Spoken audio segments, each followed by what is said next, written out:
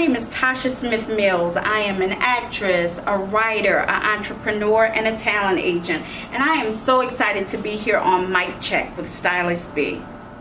Mic check with Stylist B. Mic check with Stylist B. Mic check with Stylist B. Mic check with Stylist B.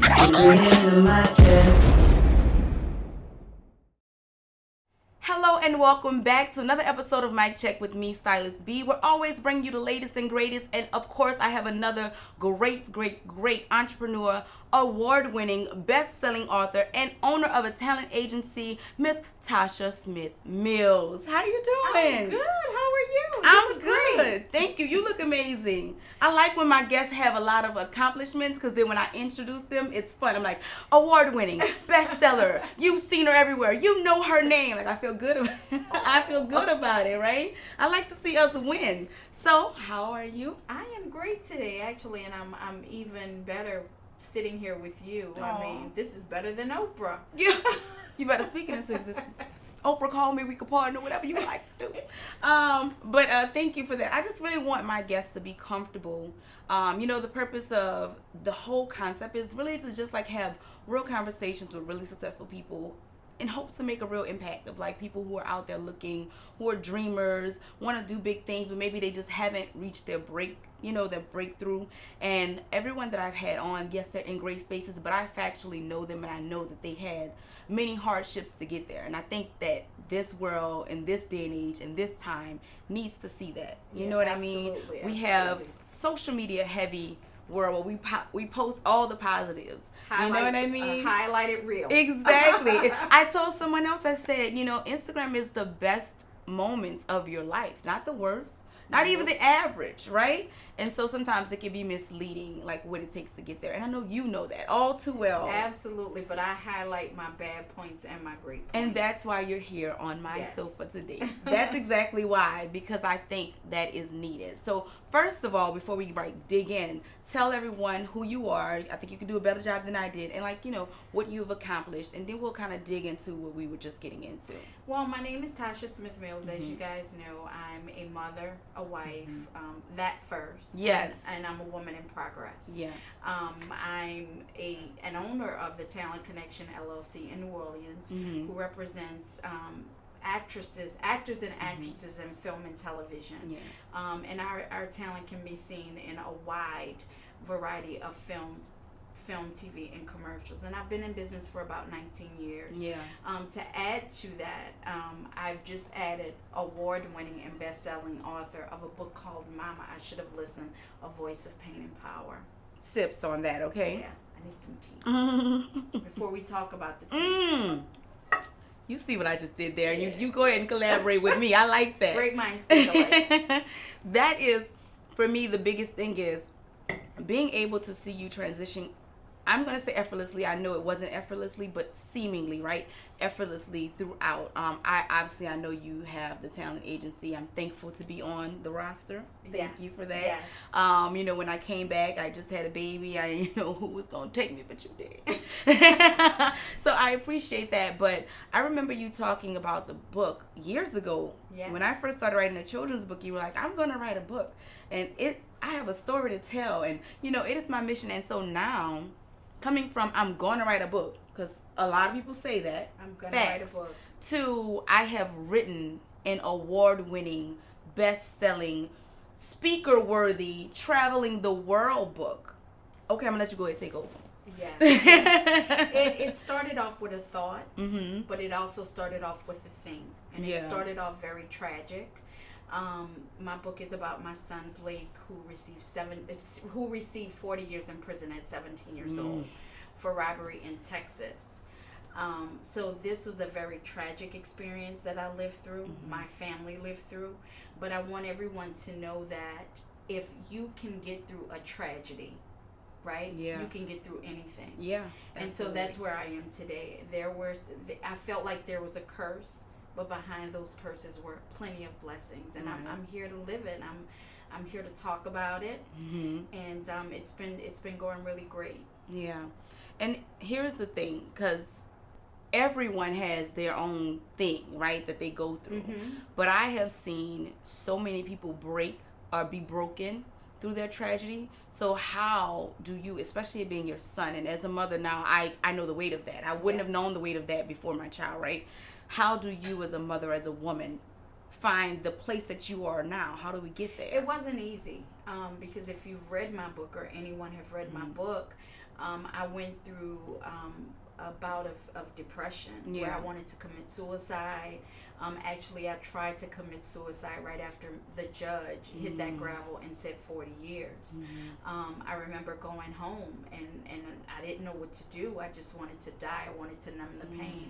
So I took maybe 40 muscle relaxers, and I found myself in the hospital. And my doctor said, if you don't get it together, you'll be dead in a matter of weeks.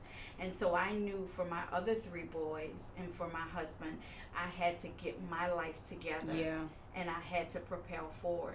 A book was never in the making at all. I never thought about writing the book until about 7 years later, as I'm walking on the red carpet with my client Jason Mitchell, my then client Jason Mitchell, played straight out of Compton, who had been in trouble. We'll revisit. Yes, who had been in trouble with the law before. He looked at me and said, I wouldn't be here if it wasn't for you.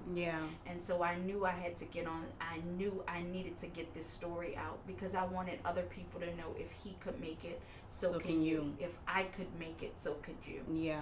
And I think too, when we're going through stuff, we don't realize that there are people counting on us. Because you think, obviously, your kids, your husband, but there are so many people outside of your family or your inner circle that watches what you do, and that keeps them going. You know, it's part of the reason I wanted to do the show, because I know people pull from different things to get motivation, right? So hearing Jason say, like, I wouldn't be here, you know, if it wasn't for you. You think about, how can you impact the next Jason Mitchell if you can't pull it together, right? Exactly. How can you be the beacon for change if you can't be okay, you know? So I think moments like those are necessary.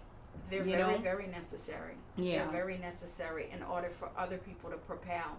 Because in the social media world, everyone's watching. And they're watching the good and the bad. And even people that I never thought was watching. We're watching. I get calls, and they're saying, God, when are you going to write your next life lesson? Why haven't you written today? Wow. Because I am watching, and I'm sitting on the toilet, and I go in there every morning at 9 o'clock just to see what you're going to write. Wow. That says a lot to me. It says a lot to me from people all over the world, people in Australia who've read my book and said, thank you, you're telling my story. Right.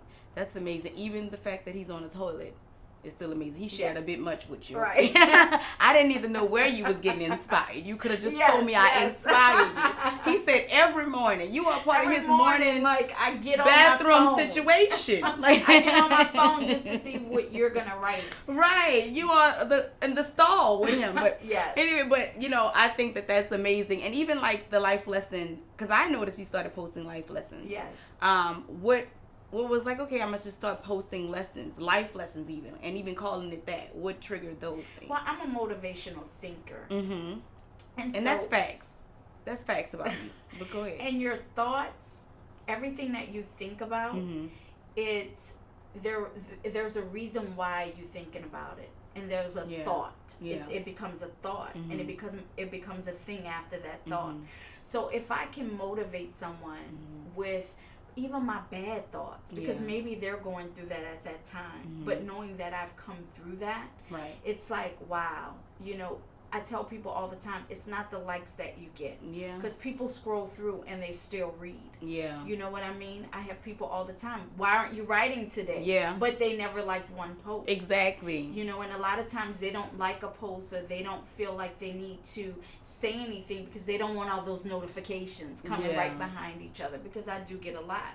And I do understand. So people are always, you know, thinking, and they're always wondering, like, what's going on with the next person. So I don't put my highlighted reel, which are the good things, everything good. I do put up the bad things, because I'm a human, and I go through it all.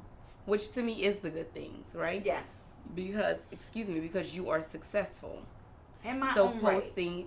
In my own right. And we'll talk about what success, no, because in my opinion, right, because everybody's definition of success is different. If you were able to do what you love, what your purpose is, what you feel like you were put here on earth to do, and still have shelter, clothing, Absolutely. water. That is, in fact, a successful lifestyle, right? Absolutely. And so, and you are definitely notches above that standard of being successful, right? So that's why I say, for you to be successful when you post the what's seen to be the hardships or the negative things, to me, that's a positive coming from a person that is doing well. You get what I'm saying? Because it's a testament within itself. Right, right. So I know we have the book, right? And it wasn't meant to be a book, but something about your situation changed in your mental. What is the exact moment where you decide, I'm going to make my tribulations, my tragedy, a book? I think in the world that we live in right now, so many parents are going through. Yeah. And I wanted mothers to know that they weren't alone. Yeah. They aren't alone. I'm on several Facebook groups of parents with incarcerated children, or parents who are getting ready for their children to go to prison, and they don't know what to do. And I knew that I was in that space. Yeah. So the first thing we think about when we're going through something is we want everyone to go through what we're going through. It's like misery loves company, right? So I want someone to be miserable just like me. But what if I find somebody who was able to take that misery and make something positive out of it? And so I wanted those mothers to know, even though your kids are acting up in school, even though that they're being rebellious and giving you a hard time, what if they're robbing banks? Whatever they're doing, that is not a testament of your parenting. Right. You know, and the first thing that I would hear all the time is, oh, you must have been a bad parent. I would say that. I would say you were that. saying it. I was saying that, not about me, but about other parents when I would look on the news, right? So God had to convict me. And sometimes he brings up us back in a population that we never thought we would be right in. Right. And so I was inducted into that assembly line of parents with incarcerated children, right? And so I wanted other parents to know that we're just alike, and I'm broken too. So when you finish the book, now what? Because you could have just finished it and you needed to get it out you. That's it. Some people are like that. I just need to write this. I need to finish it. What about your story, your journey, your situation, whatever it is, or the book itself, made you feel like I need to get it into hands, I need to get it into places, I want to speak about this subject? Well, writing is very cathartic for me. So I knew that if I was going to write the book and put my life out there, right, all of my embarrassments and all of my shame, I knew if I was going to put that book out there, I needed to do it at the best level that I could. Right. And I knew that I wanted to be on national radio. I know I wanted to be on national TV. I didn't want it to just be local, right? Yeah. So when I thought about that, I went to my son and I asked him, I know that everything is strategic, and I'm a major marketer, right? I'm your Kris Jenner. My kids, or they'll tell me, Mom, you're just like Kris Jenner. You're better than Kris Jenner. But anyway, I knew that I wanted to get this book into the hands of millions of mothers all over the world. I went to my son first and I asked him what he thought, my son that's in prison. And he said, absolutely, name it, Mama, I should have listened. Wow, so he gave you the title. Is very strategic. Yeah. Because what's the first thing you think about, Mama, I should have listened? I have people buy my book just because of the title. They think about the lessons, the life lessons that their moms gave them somewhere along the way. But then when you get deep in the book, there's a deeper understanding. Got it. And then you go from your pain to your purpose. So I knew if I was going to get the book out, I wanted to go on a national level. And it has reached a national level, which I'm very proud of. Yes, me too. I'm very proud of that too. So because we're talking about national level, you've just done all types of media for the books, including Breakfast Club. But I want to rewind because you mentioned Jason Mitchell. So we don't want to confuse the audience because you do so much. So we're gonna rewind. So remember we mentioned the agency. So tell me more about the agency and how that got started, because I get the root of the book, but what made you say I want to open a talent agency in New Orleans? Well, actually, I was a young mother. I had my oldest son at 17 years old, right? Had to drop out of school and eventually went back. but I didn't have the best life. You know, I made some pretty bad decisions when I was growing up. Okay. Very rebellious. And so after I had my son, I knew that I wanted him to be the best that he could actually be. Yeah. I enrolled him in dancing school. He did off-Broadway plays and musicals. So he got a local agent here in New Orleans, and I was always on set. And I was like, you know what? I really could do this. Yeah. So I opened up this agency, and then I started to take on new clients because of my son that's in prison. Right. I mean, he had 5 years of ballet. He's a musical genius, did off-Broadway plays in New York City, TV and film. So this is where you've been for years. So this is where I've been. Yeah. I started off when I think I was young. I was young. My son was like 9 years old. Okay. And then my son Christopher, he got into the business, and now he's 23. He just played Emmett Till in a film.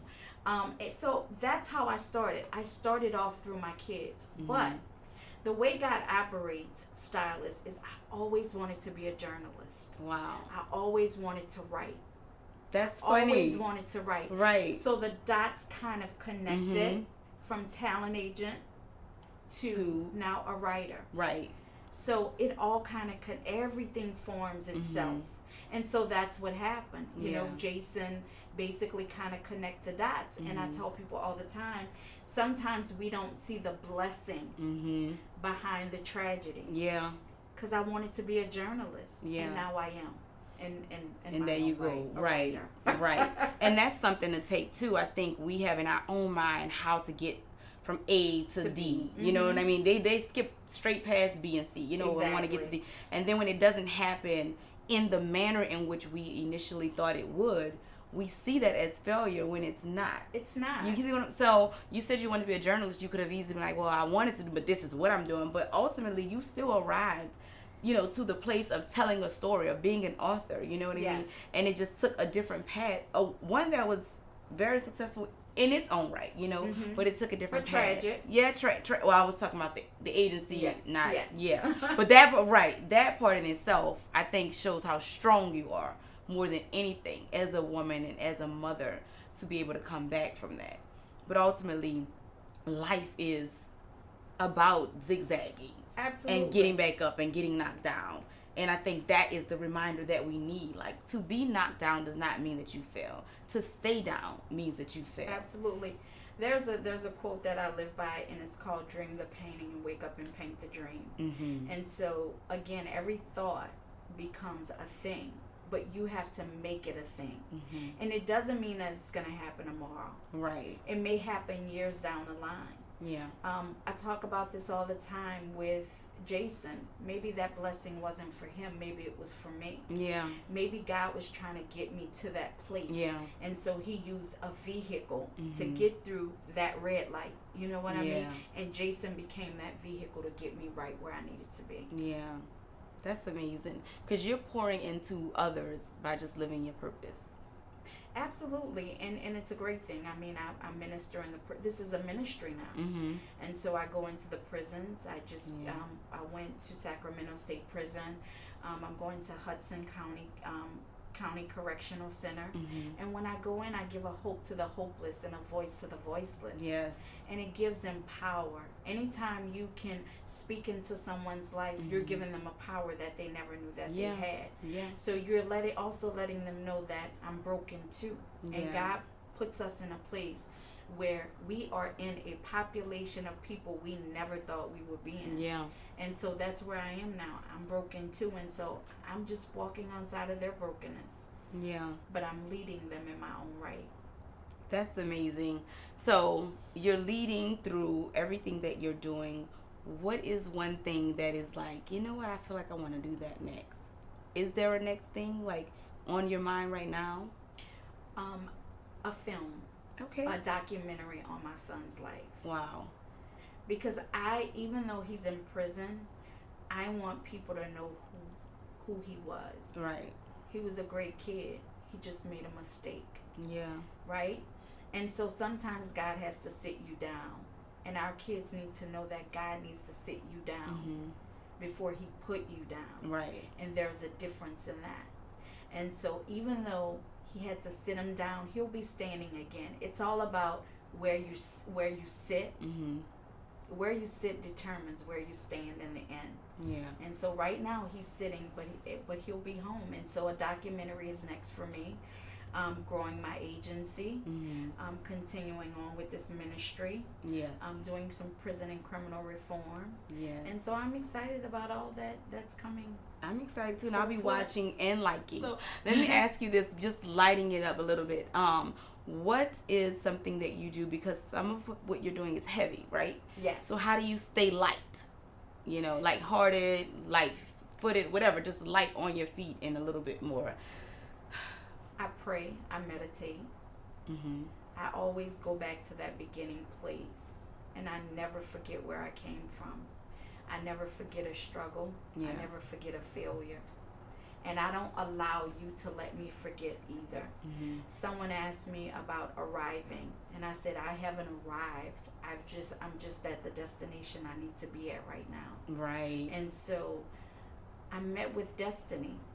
And so when I think about that, I think about this place of being at this present time. So I haven't arrived. I'm just at a destination where God wants me right now. Do we ever arrive? That's deep. But do we ever arrive? When you're like an achiever, an accomplisher, I feel like we do. We get to destinations, but I don't know if we'll ever arrive. Does that make sense? When you finish one thing, I think in your spirit eventually there will be something else that blossoms. Right. So you know? Exactly. So you're sitting at and sometimes we're at a destination longer than we want to be or we anticipate. But you're at a destination. You haven't really arrived at that place yet. You arrive when you die. Yeah. I agree with that. Yep, let's sip to that too. I agree. Absolutely. Because I was going to say that was, I love what you said, but then I was like, yeah, but will we ever arrive? Because I don't feel, for me, I'm such a goal setter, make a list, check it off twice, you know? Yeah. And then who can I help along the way? And then I'm going to go back and do this. And so I wonder, would I ever feel like, oh, okay, I've arrived? And I know factually for me the answer would always be no.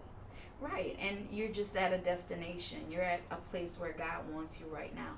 I mean, I won an award against Jennifer Lewis and Gabrielle Union, which was celebrated in New Orleans. We were okay. Even though I was lived in New York. it. I was so, but you lived it. I was so excited about that. Yeah, I didn't get the plane tickets for that because remember the baby I mentioned earlier. So I was excited that you did Facebook Live. Yeah.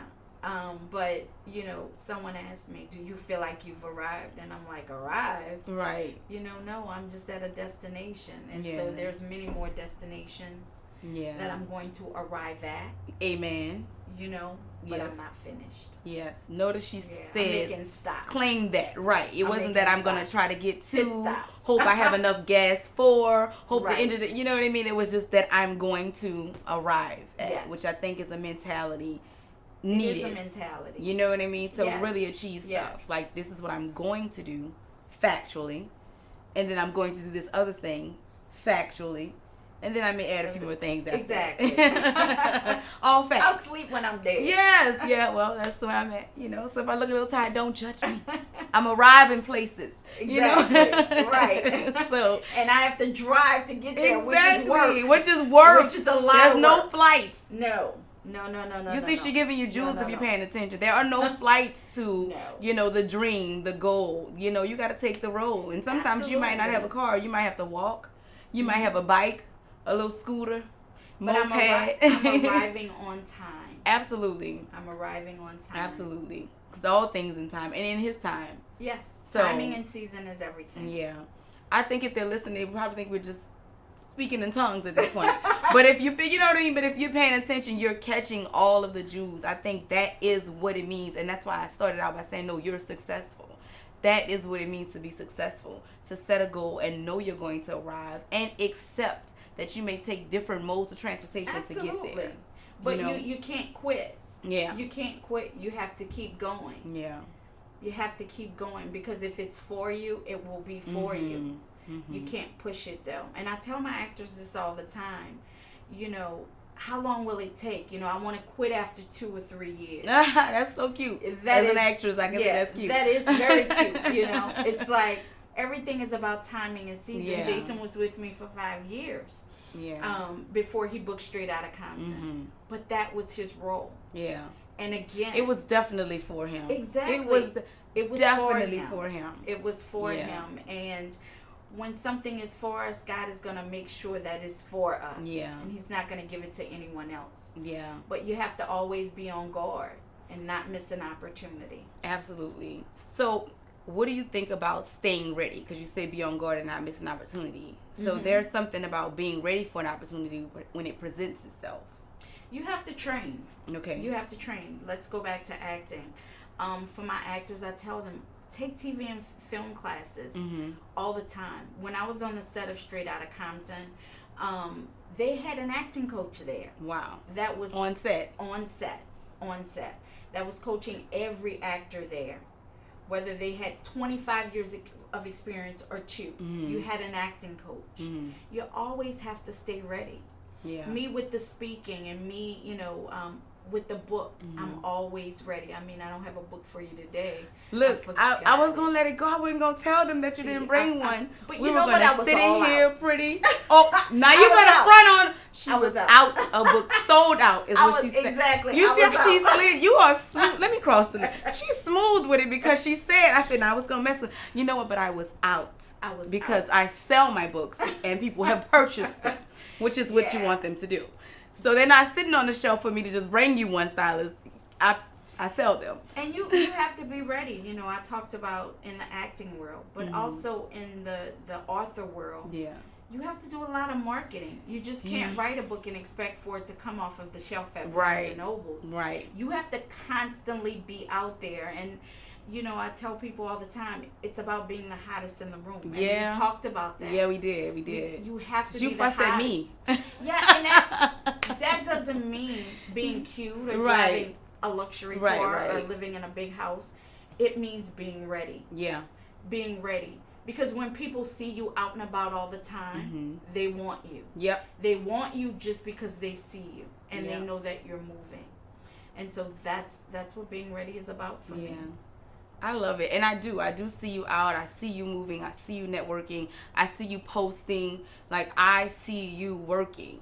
In the last, she was sweet enough to nominate me for Author Showcase a little while back. And it was the sweetest thing to be in the room. Second place. I did for the children's book. Yeah. I was impressed by that. Because I'm in a room full of people who are talking about some heavy stuff. And I don't want to go into, like, their tribulations, but their books were about like life-altering events. And I'm like, hi, my name is Stylist and I'm a children's book author. You said, I was going to be the hottest in the room. I don't care if it was my first book. I don't care. I was going to be, and I took that because we've talked about this before. And I was like, I'm not listening.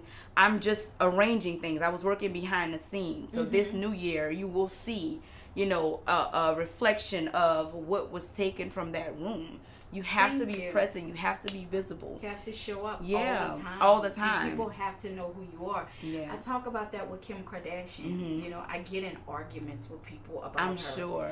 And I'm like, but she's there. She's working. See her. Yeah. She's visible.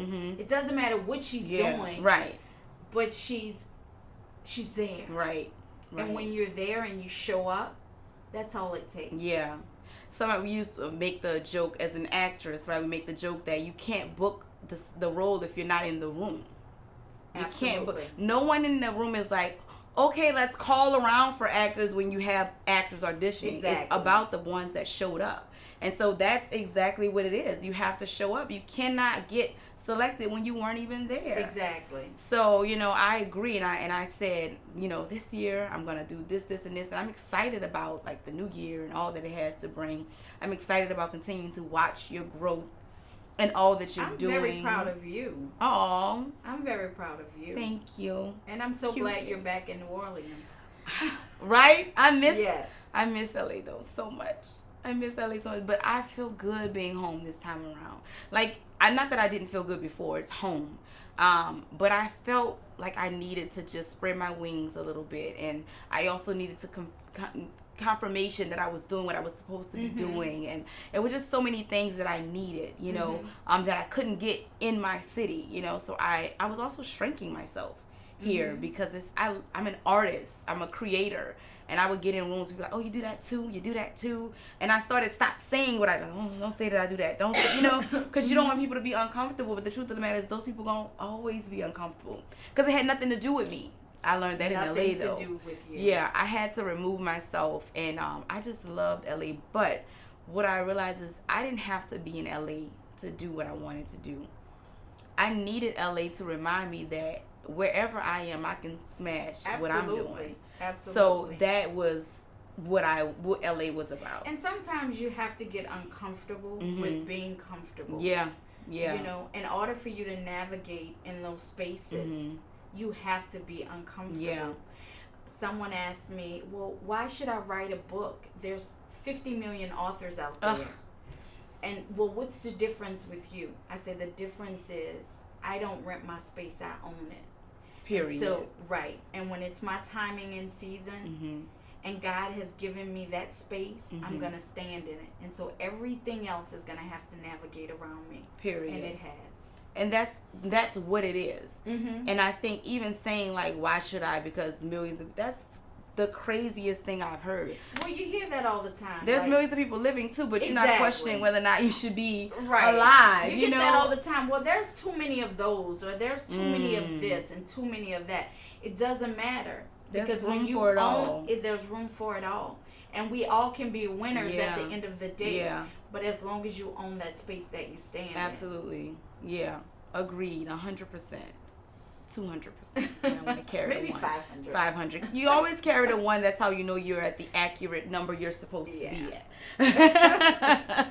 But I just want to thank you for coming out. Thank you. I want to thank you for what you're doing and how you're pouring into the community. And I want to thank you because you keep both the blessings and the awards and the achievements on the forefront, but you keep the hardship and the struggles as well, because I think that is what equals success together.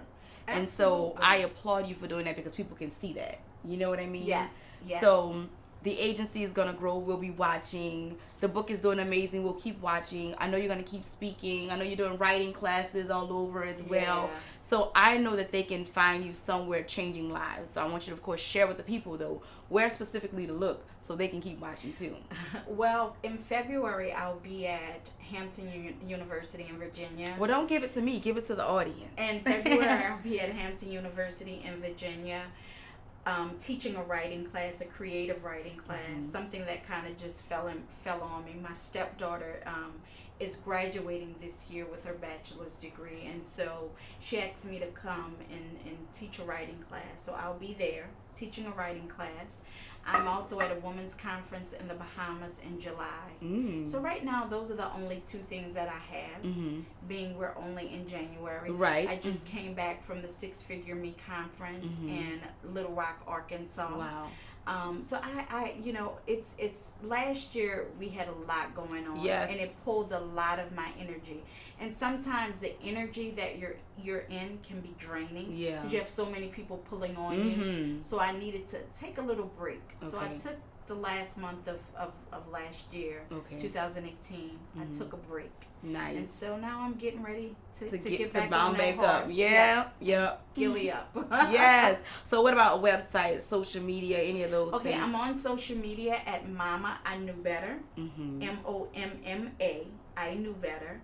That's my Instagram. I'm also on Facebook at author Tosha Mills, TOSHA. I'm also on Facebook at Tosha Smith Mills, and Twitter, which I rarely use. Me either. At Mills Tosha. If it wasn't for my kids, I don't know, because I don't even know all this social media stuff. Right. I'm still learning, but you can also find me. My website is www.toshamill.com.